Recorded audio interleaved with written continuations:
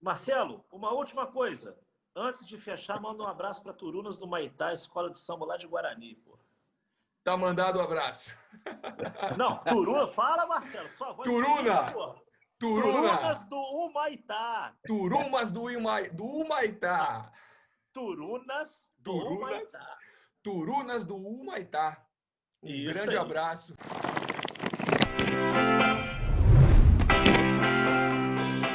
Oba, lá vem ela, estou de olho nela. Oba, lá vem ela, Jorge Benjor, 1970, hein, professor Juju? Jorge Benjor gravando Oba, lá vem ela, música que inclusive foi regravada por uma banda de rock, professor Juju. No começo dos anos 2000, a famosa Charlie Brown Jr. acabou gravando também essa música do rei Jorge Benjor. Essa música vai em homenagem hoje ao nosso convidado, porque eu sei que é alguém que gosta muito de samba, e Jorge Benjor é muito conhecido por ter feito ou ter sido um dos pioneiros do chamado samba rock. Professor Juju, o samba é rock? É altamente rock e há quem diga que o samba vem antes do rock. E só para dizer, quem não gosta de samba, bom sujeito não é. E eu sou da época do Jorge Ben, velho. Então, Jorge Benjor é mais da tua época. Mas estamos aqui hoje em homenagem a um grande cara, estamos conhecendo aí com grandes indicações, o Henrique, defensor público do Rio de Janeiro. É isso aí. Henrique Gueber conosco hoje, direto do Rio de Janeiro, defensor público, vai conversar um pouquinho com a gente sobre crises do direito e vai responder por que o rock continua vivo, mas a partir daquilo que ele gosta, daquilo que ele escuta, que é o bom e velho samba. Tudo bem, Henrique? Tudo ótimo, Marcelo. Juju, um grande abraço.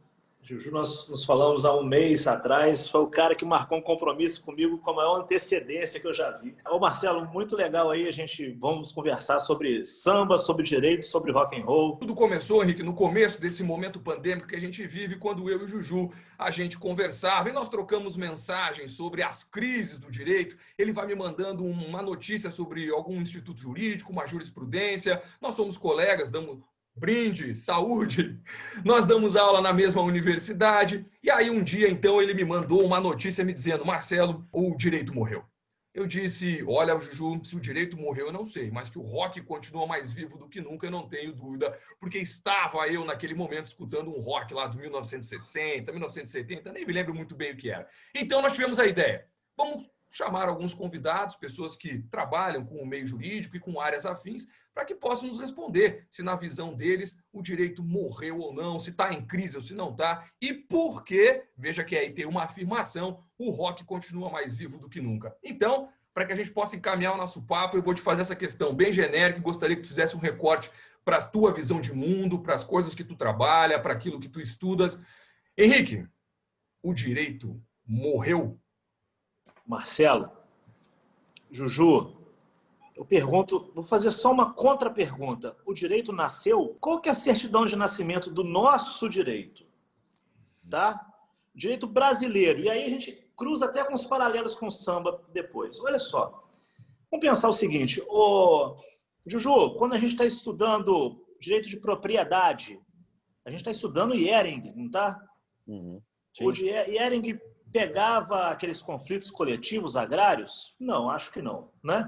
Se a gente vai pegar um Código de Processo Penal nosso, a gente vai ver que as referências deles são da época do Mussolini, né?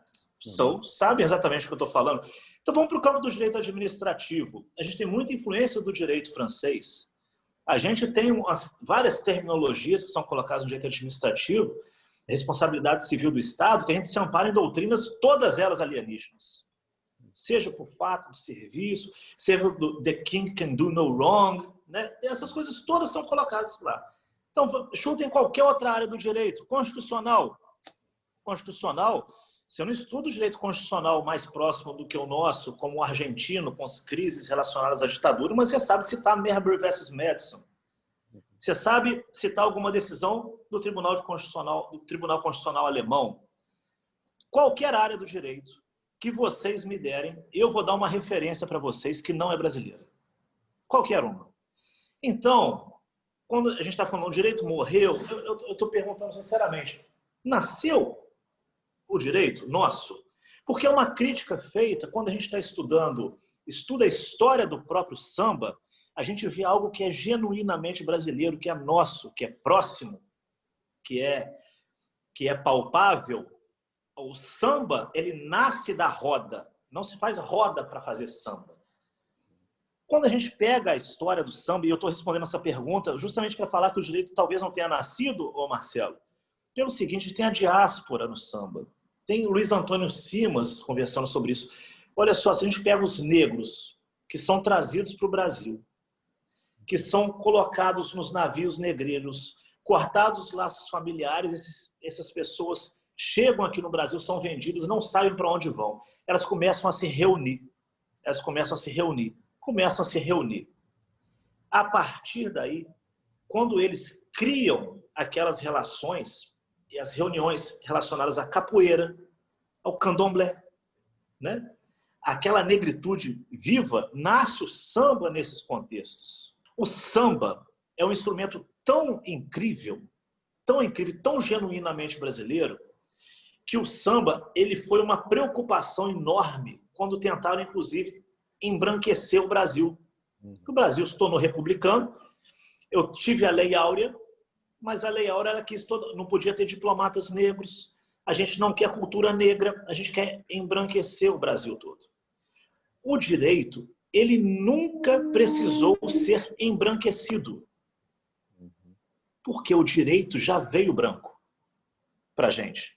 O direito que nós temos na sala de aula, às vezes a gente escuta movimentos relacionados ao pós-modernidade.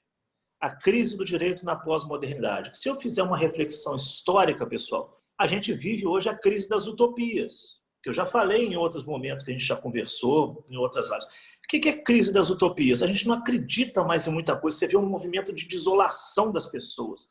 Você vê um distanciamento do direito em relação às pessoas mais pobres. Você vê uma pessoa sendo retirada da sala de audiência em Búzios porque ela foi de bermuda. A gente vê umas situações que são colocadas para serem decididas pelo direito num linguajar que não é compreendido na língua de um bar, das pessoas que estão ouvindo. Então, a gente tenta colocar a nossa pompa do terno e gravata para sermos juristas, para julgar o direito, e a gente, na verdade, está só reconhecendo que a gente pega essas importações todas. Tem um texto belíssimo do Anderson Schreiber. Anderson Schreiber é um procurador do Estado aqui do Rio de Janeiro. E ele faz várias implicações das desritmias. O que o direito tem que aprender com o samba? Eu li esse texto há muito tempo. E ele dá um exemplo, como que o direito é careta, como que o samba está à frente. Ele escreveu um artigo belíssimo e na citação ele colocou aquela música que o Jorge Aragão canta, é um intérprete, mas não é o compositor. Você abusou. Era um texto dele sobre abuso de direito. Você abusou, tirou o partido de mim, abusou. E ele deu para dois amigos dele lerem o texto que ele fez.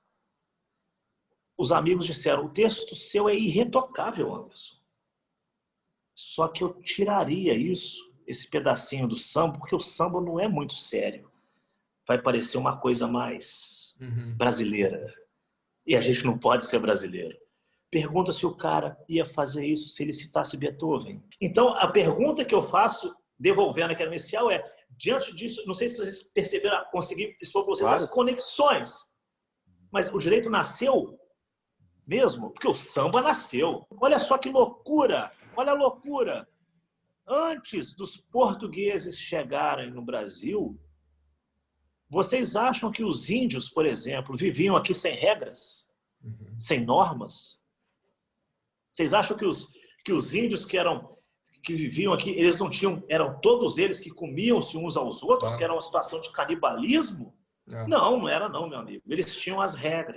Esses dias eu estava dando uma estudada em práticas de justiça restaurativa e hoje se fala muito em técnicas tradicionais de povos indígenas para tentar estabelecer contato, né, de novo entre as pessoas que fazem parte do conflito.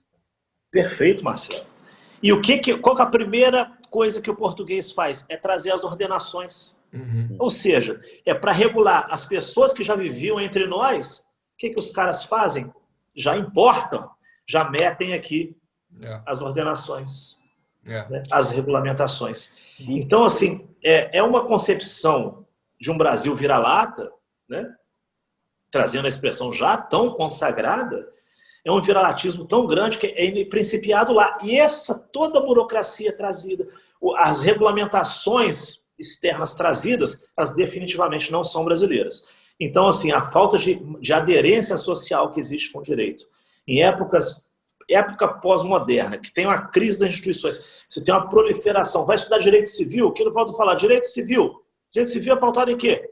No Código Napoleônico, foi o nosso Código Bivênico, tudo a gente vai pegar referência. O CPC é o Código Buzaide, mas com ascendência italiana. Tudo nosso é tabelar. Nada genuinamente. Talvez, Henrique, não existe nada mais de genuíno no Brasil hoje do que a Defensoria Pública nos estados, especialmente uma das mais antigas, tradicionais, que é do Rio de Janeiro. Então, acho que é um pouco isso, essa genuidade mesmo, coisa genuína mesmo, que eu acho que é o trabalho da Defensoria Pública no estado do Rio de Janeiro, nas inúmeras demandas individuais ou coletivas.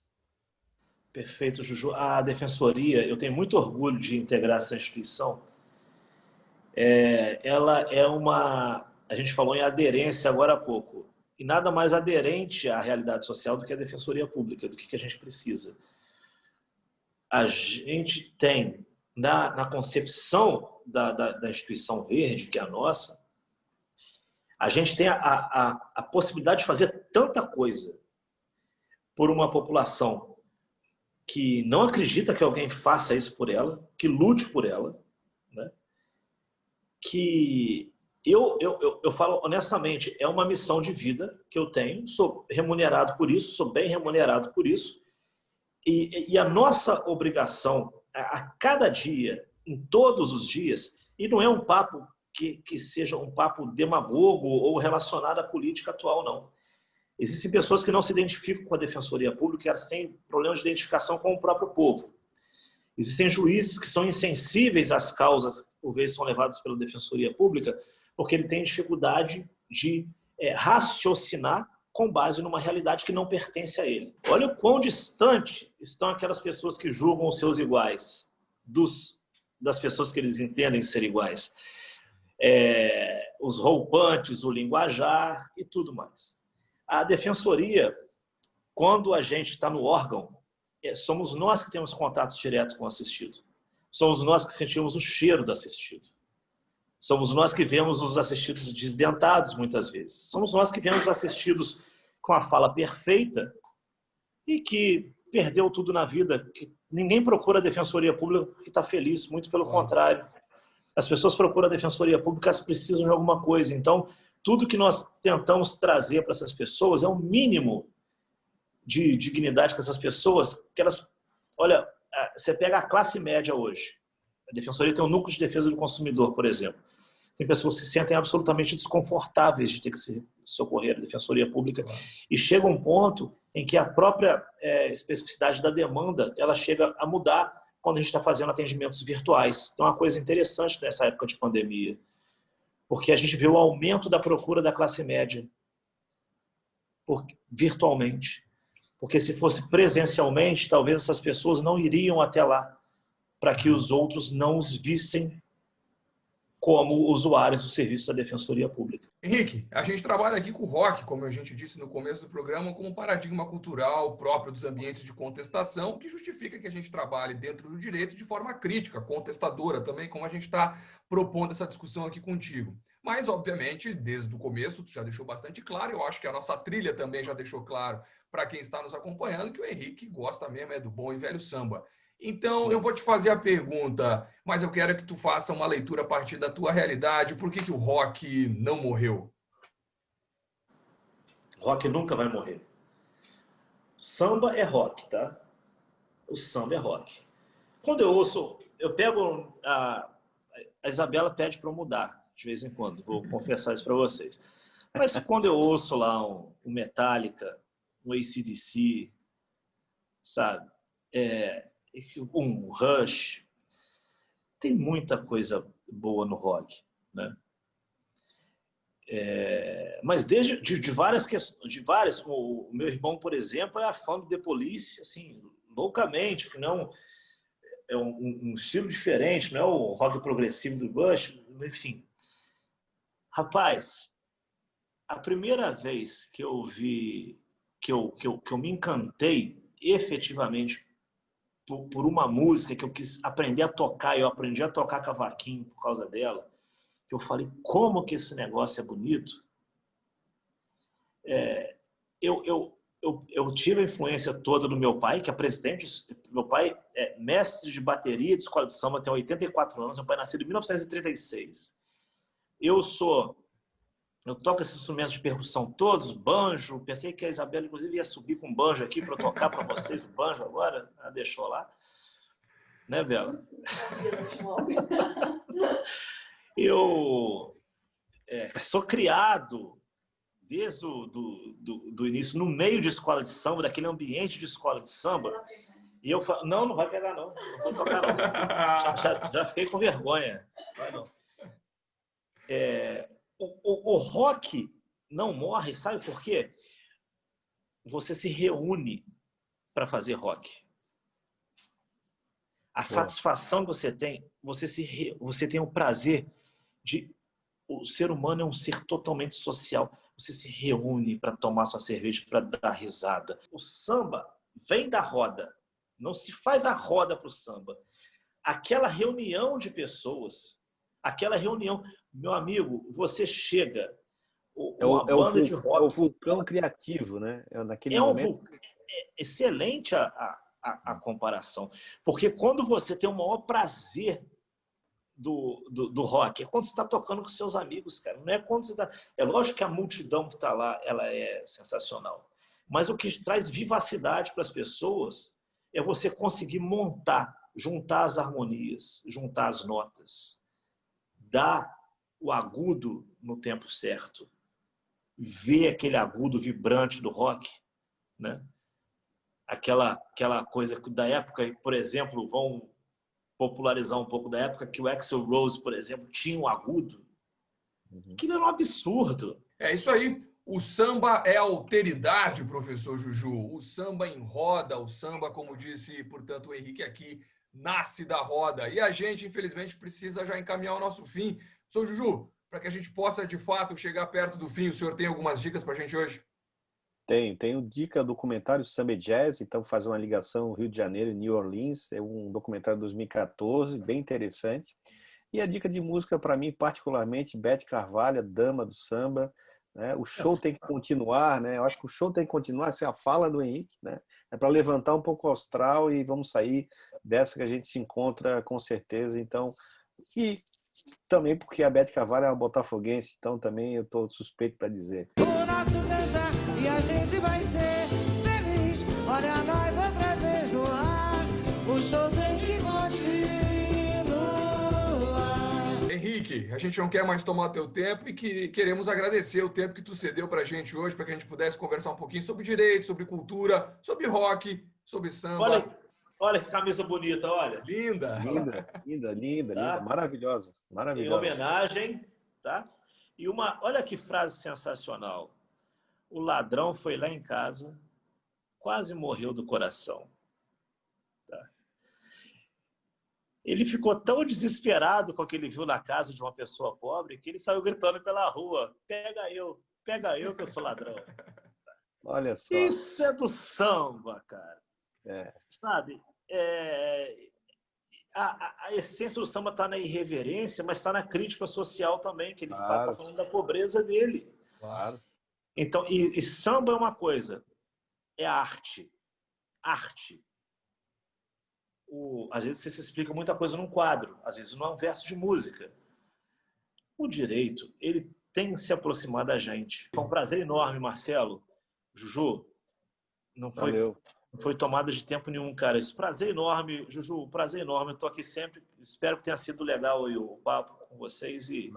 Certamente foi. Agradecendo, então, mais uma vez a presença do Henrique conosco hoje. Você, por favor, vá aí, dê um like no vídeo, se inscreva no canal, compartilha, manda para quem você conhecer que possa se interessar pelo assunto. Lembrando que a gente aqui no Direito ao Rock está tentando fazer conteúdo para também ocupar essa plataforma aqui com conhecimento crítico e muita gente bacana, muita gente legal que está trabalhando seriamente o direito e também assuntos que são correlatos a ele, e a gente usa a arte aqui, especificamente o rock and roll, para deixar tudo um pouco mais leve, mais descontraído, e também por conta desse ideal contestador, mas a gente sabe que muitas outras correntes artísticas também têm esse mesmo viés, como hoje o Henrique trouxe para a gente o bom e velho samba. Então, fique atento, mais tarde nós estaremos aqui para produzir mais conteúdo, outros vídeos nos quais nós vamos discutir outros institutos, outros discos e outras músicas. Marcelo, uma última coisa. Antes de fechar, manda um abraço para Turunas do Maitá, escola de samba lá de Guarani, pô. Turunas do Humaitá. Grande abraço. Um abraço. Um abraço para você, gente. Valeu, velho. Valeu, um abraço, Henrique.